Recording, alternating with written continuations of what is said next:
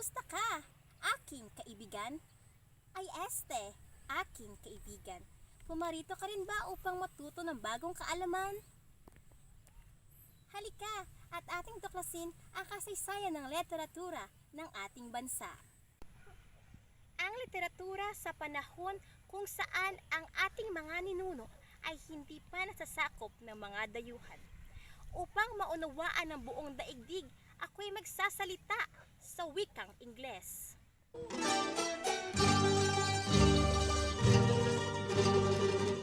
Philippine literature in pre-colonial period. Mabuhay! This lesson aims to make you guys get acquainted with the Filipinos' ways of living and literary pieces during such era. It is like we are going to take the first historical path that our literature had taken. But before we start, let us first get fascinated with the facts about our country. The Philippines is made up of 7,641 islands, making it one of the largest archipelagos in the world. But more than 5,000 of the islands remain unnamed on most international maps. Due to the large volume of text messages sent throughout the country, the Philippines has earned its nickname as the text capital of the world. The Philippines is the only Asian country that is predominantly Christian, while many of its Southeast Asian neighbors practice Buddhism. 86% of the Filipino population is Roman Catholic. The Philippines was named after King Philip II of Spain.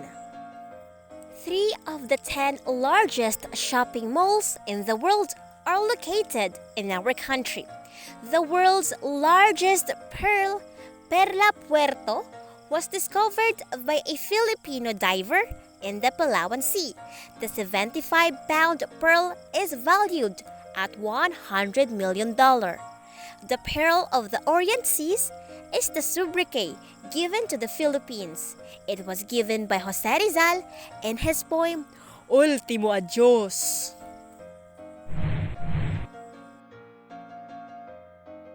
Philippine literature and pre-Hispanic era. Our forefathers already had a body of literature even before the arrival of the Spaniards. They had customs and traditions comparable to other parts of the globe. They had their own system of writing, alphabet, and other nuance of the working body of literature. They were trading with the neighboring countries of Japan, China, Indonesia, Malaysia, India, and Arabia. In short, they were not savages nor uncivilized, as maliciously declared by some friars during the Spanish colonization.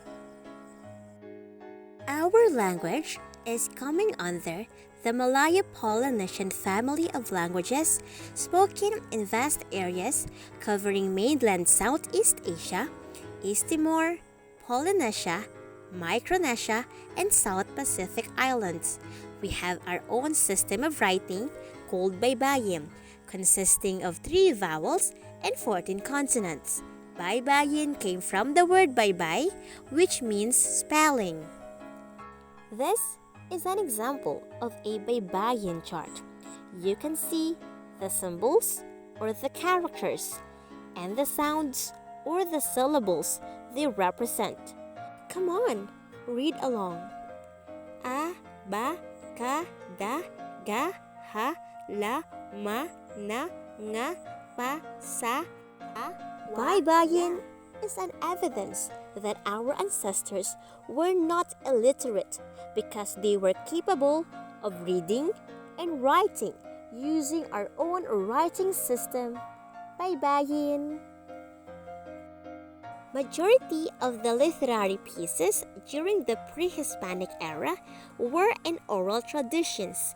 Our ancestors loved to communicate, as evidenced by a great deal of surviving records. Their written accounts are not inferior to. They used leaves, barks of trees, bamboo cylinders, dried muds, and jars as stationery. Their pen would be any pointed metal, stick, knife, and others used to engrave and imprint their message. However, the exposure to elements destroyed a great majority of these works. The invading Spaniards destroyed and burned them too, thinking that these were works of the devil.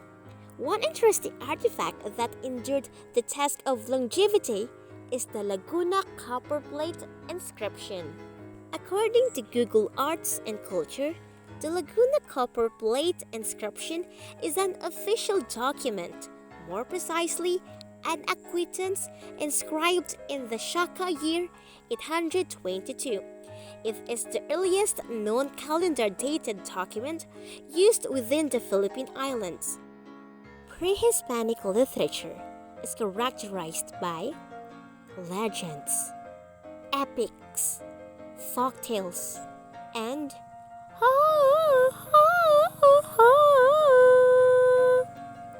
folk songs.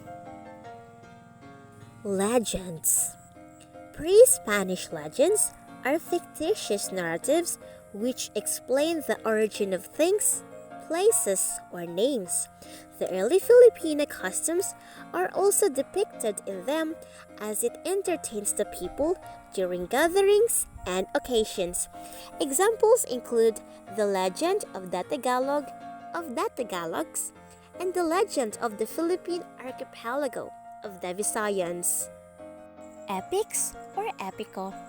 Epics are long narrative poems in which a series of heroic achievements or events, usually of a hero, involving supernatural forces or phenomena. If the Greeks have Iliad and Odyssey, we Filipinos have Hinilawod, Biag ni Lamang, Darangan, and many more. Hinilawod recounts the story of the exploits of the Suludnon demigod brothers Labaw Donggon, Humadapnon, and Dumalapdap of ancient Panay. It would take about 3 days to perform the epic in its original form, thus making it as one of the longest epics in the world. Hinilawod has 28,155 lines and verses. Darangan or Darangen is a Maranao epic poem from the Lake Lanao region of Mindanao, Philippines. It is composed of 17 cycles with 72,000 lines in iambic tetrameter or catalectic trochaic tetrameter. Each cycle pertains to a different self-contained story, the most notable of which deals with the exploits of the hero named Bantugan. Ngayon naman, ang aking mga kagrupo na sina Mark, Jonah, Chelly at Janice ay mag-uulat tungkol sa mga piyesang pampanitikan na unang narinig bago ang panahon ng pananakop.